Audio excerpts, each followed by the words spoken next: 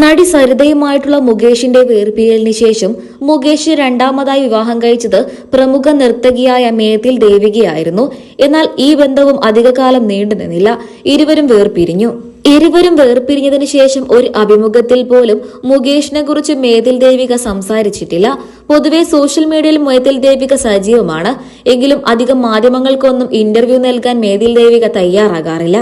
Hema committee report വിവരങ്ങൾ പുറത്തുവന്നതിന് പിന്നാലെ നിരവധി നടിമാരാണ് മുകേഷിനെതിരെ ലൈംഗിക ആരോപണങ്ങൾ ഉന്നയിച്ചുകൊണ്ട് രംഗത്തെത്തിയത്.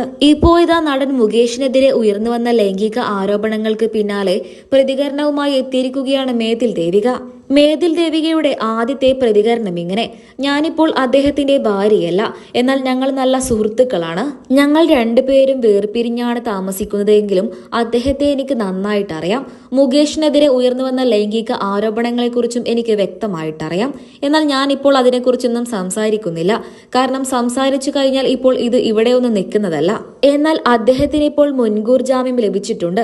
അതിലെനിക്ക് ഒരുപാട് സന്തോഷമുണ്ട്. എന്തായാലും അദ്ദേഹത്തിനെതിരെ ഉയർന്നുവന്ന ലൈംഗിക ആരോപണങ്ങളെക്കുറിച്ച് വ്യക്തമായിട്ട് തന്നെ അന്വേഷിക്കണം. തെറ്റ് ചെയ്തവർ ആരായാലും അവർ നിയമത്തിന്റെ മുന്നിൽ കുറ്റവാളികളാണ്. അതുകൊണ്ട് തന്നെ തെറ്റ് ചെയ്തവർ ശിക്ഷിക്കപ്പെടണം.